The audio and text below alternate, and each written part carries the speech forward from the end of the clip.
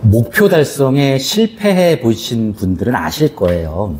개인 목표도 그렇고 회사 목표도 그렇고 처음엔 되게 의욕적입니다. 되게 열심히. 하지만 시간이 가면 하나 둘 이탈을 하고요. 하기 싫어지죠. 이유를 살펴보니까요. 바로 목표와 수단의 구조 때문이라는 거예요. 저는 기업 교육을 하면서 팀장님들과 너무 많은 이야기를 해봐서 너무 많이 들었어요. 최근에 목표 달성 실패에 관련된 논문들을 좀 봤는데요. 국내 논문, 해외 논문 똑같아요. 목표 달성 실패 이유를 바로 그것으로 보더라고요. 오늘은 장 팀장의 3가지, 팀장들이 목표 달성이 어렵고 잘 안 될 때 반드시 유의해야 될 3가지를 말씀드리도록 하겠습니다. 자세한 목표 관리 리더십이라든가 기업 교육 강의가 필요하신 분들은요. 고정 댓글란에 링크를 걸어놨으니까요. 연락을 주시면 됩니다. 자, 목표 달성이 잘 안 될 때 고려해야 될 첫 번째, 목표 수단 프레임을 구별해서 목표 달성을 어렵게 한다는 것을 인식하라입니다. 온라인 홈쇼핑에서 정말 필요한 샴푸가 있었습니다.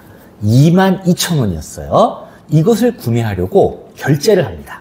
그런데 배송비가 2,500원이 추가로 있는 거예요. 합쳐서 24,500원을 결제해야 됩니다. 옆에 보니까 3만 원 이상 구매를 하면 배송비가 무료입니다. 배송비가 너무 아깝다는 생각이 들어서 다른 상품을 추가하기로 했습니다. 쇼핑 사이트를 막 뒤지다가 당장 필요한 것은 아니지만 야 그래도 사두면 언젠가 쓸 것 같지 않겠어? 라고 하면서 10,000원짜리 면도 크림을 추가로 구매합니다. 32,000원 배송비 없이 결제하면서 굉장히 뿌듯했습니다. 이런 경험 여러분들 많으시죠? 근데 이거 잘한 결정일까요? 시카고 대학교의 행동과학 교수인 아일릿 피시베크 교수의 논문을 보면요. 사람들은요, 목표와 수단을 구별하고 목표에는 투자를 아끼지 않지만 수단에는 투자를 꺼리는 식의 판단과 행동을 한다는 경향이 있다라고 설명을 합니다. 샴푸의 구입은 원래 목표입니다. 그리고 거기에 딸려오는 배송비는 수단이었던 거죠. 샴푸를 적절한 금액을 지불하고 사는 것은 상관이 없습니다. 그런데 배송비는 수단이라서 단돈 얼마라도 지불하는 것이 매우 아깝고 손해보는 것 같습니다. 그래서 그 수단에 해당하는 것에 투자하기 싫어서 당장 필요 없는 면도 크림을 구입해서 목표 달성 비용을 과다하게 만드는 어리석은 결정을 하는 것입니다. 원래 저렴하게 샴푸를 구입하려던 목표가요. 이제는 면도 크림까지 추가된 과도한 비용을 쓰게 만드는 목표가 된 것이죠. 이때 생각하셔야 됩니다. 배송비 2,500원을 지불하는 것이 추가로 10,000원을 지출하는 것보다 목표 달성에 더 도움이 될 수 있다는 것을 간과해서는 안 될 것입니다. 자, 목표 달성이 잘 안 될 때 생각해야 될 두 번째, 수단화된 목표를 추상적으로 만들어서 목표화해야 한다는 것입니다. 지금 목표로 세운 일이 잘 안 되고 있다면요. 그 이유 중에 하나는 목표를 너무 구체적으로 세운 나머지 목표가 수단화되었기 때문인 경우가 많습니다. 매일 10,000보를 걷는 목표인 사람이 있습니다. 처음에는요, 되게 열심히 했습니다. 그런데 몇 달 지나자 요즘은 되게 지겹습니다. 만보기 보는 것도 짜증나고요. 가끔은 앉아서 만보기를 손으로 막 흔들어서 만보기 횟수를 올리는 바보 같은 행동을 하기도 합니다. 왜 그럴까요?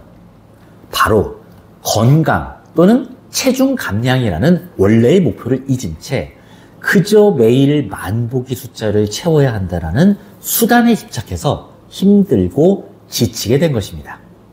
자격증 취득에 빠져서 지친 사람은요, 그 자격증 취득으로 진정 얻고자 했던 승진, 취업, 자아실현 등의 진정한 목표가 사라져서요, 지금의 자격증 취득을 위한 행동들이 되게 버겁고 힘든 것이죠.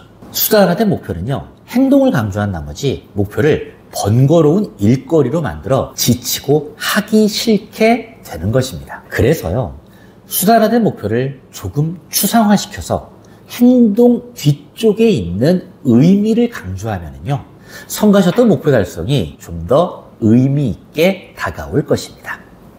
목표 달성이 잘 안 될 때 생각해야 될 세 번째는요, 비합리적 의사결정을 항상 경계하자입니다. 저녁에 고등학교 동창들하고 삼겹살집에서 회식이 예정되어 있었습니다.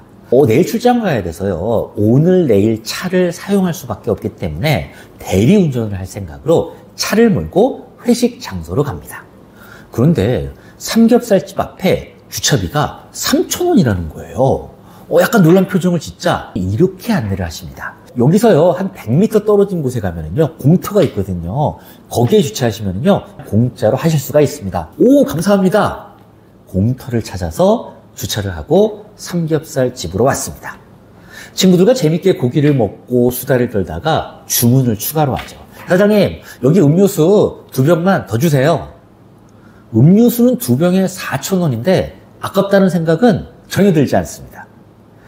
같은 금액을 지출하는데 수단으로 사용되는 것은 아깝고요, 목표로 사용하는 것은 아깝지 않다면 이것은 수단으로서의 적절한 지출을 방해하고요, 목표의 범주지만 비합리적 낭비를 하는 것을 통제하지 못하는 것입니다.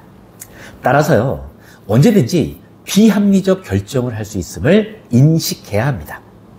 그리고요, 목표와 수단 때문에 잘못된 판단을 인식하지 못할 수 있음을 경계하고 균형 있는 시각을 갖는 것이 좋습니다.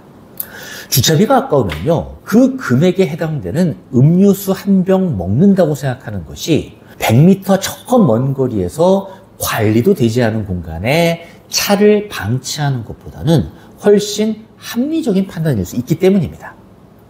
이러기 위해서는요, 주변의 피드백과 다양한 관점을 수용하고요, 때로는 외부의 시각을 통해 스스로 놓치고 있던 문제를 발견하면 좀 더 나은 결정을 내릴 수가 있을 것입니다. 자, 좀 더 자세한 강의로 리더십 목표 관리에 대한 내용이 듣고 싶으면요, 고정 댓글을 통해서 신청해 주시면 좋을 것 같습니다. 사실은 제가 이 컨텐츠를 준비하면서 이건 꼭 내 이야기 같다라는 생각을 참 많이 했습니다. 요즘 특히 제가 그렇습니다. 유튜브를 하면서 이것은 나의 리더십이나 심리학에 관련된 콘텐츠를 좀 더 세상에 많은 분들이 공감하고 적용해서 도움이 되도록 하는 것이 핵심 목표였습니다. 그런데요, 이게 이제 몇 달 쭉 진행하다 보니까 목표는 사라지고요, 그것의 수단이 되었던 일주일에 한 번은 꼭 유튜브 콘텐츠를 올리자라고 했던 것이 주 목표가 되어버렸습니다. 스트레스로 작용하면서 이번 주엔 뭘 하지? 또 어떻게 한 걸 만들까? 이런 생각을 하더라고요. 이러면서 저 자신을 반성하게 하는 계기가 되었습니다. 여러분도 혹시 하고 계시는 목표에 지치셨다면 오늘 원래의 근본적이었던 목표를 다시 한번 되새기는 그런 시간이 되었으면 좋겠습니다.